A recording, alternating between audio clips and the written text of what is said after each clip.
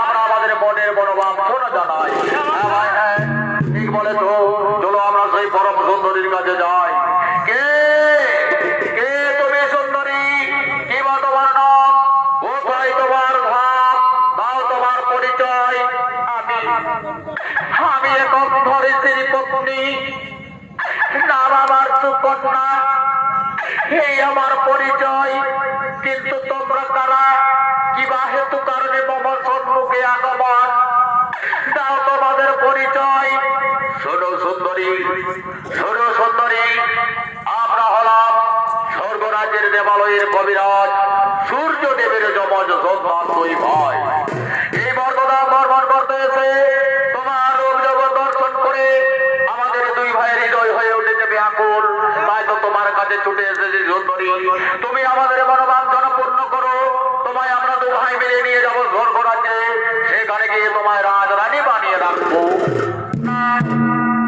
তা কিছুতেই হতে পারে না, আমি পর পুরুষ গ্রহণ করতে পারি না। আমি আমার অন্ধ স্বামীকে ছেড়ে কিছুতেই যেতে পারি না। কি বললে সুন্দরী, তুমি তোমার অন্ধ স্বামীকে ছেড়ে যেতে পারো না, কিন্তু তোমার অন্ধ স্বামী তো তোমার উপযুক্ত স্বামী নয়। তাই তো তোমায় বলি সুন্দরী, তুমি আমাদের দুই ভাইয়ের মনোবাঞ্ছনা পূর্ণ করো। তোমায় আমরা রাজরানী বানিয়ে নিয়ে যাবো আমাদের রাজপ্রাসাদে স্বর্গ রাজ্যে। না, আমি কিছুতেই যেতে পারবো না। আমি আমার অন্ধ স্বামীকে ছেড়ে কিছুতেই যেতে পারবো না। কি বললে সুন্দরী, তুমি তোমার অন্ধ স্বামীকে ছেড়ে কিছুতেই যেতে পারবে না? শোনো সুন্দরী, আমরা দু ভাই মিলে আমাদের ওষুধ স্থাপন করি। যদি তোমার অন্ধ স্বামীর দুই চক্ষু ফিরিয়ে আনি, তাহলে তো তুমি আমাদের মনোবাঞ্ছনা পূর্ণ করে আমাদের সঙ্গে চলে যাবে সেই স্বর্গপুরে। কি বললে, কি বললে কবিরাজ গণেরা, তোমরা আমার স্বামীর চক্ষু ফিরিয়ে দেবে, আমার স্বামী আবার এই পৃথিবীর আলো দেখতে পাবে। তাই যদি হয় কবিরাজ গণেরা, আমি তোমাদের প্রতিজ্ঞা করছি, আমি তোমাদের কাছে প্রতিজ্ঞা করছি, তোমরা আমার স্বামীর দুই চক্ষু ফিরিয়ে দাও। আমি আমার সতীত্ব নষ্ট করে তোমাদের দুই ভাইয়ের মনোবাঞ্ছনা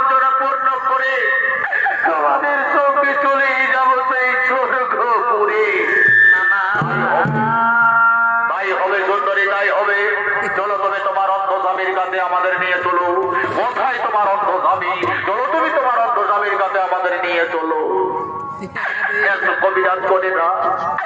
তো আমি আমার স্বামীর কাছে তোমাদের নিয়ে যাই। ও গো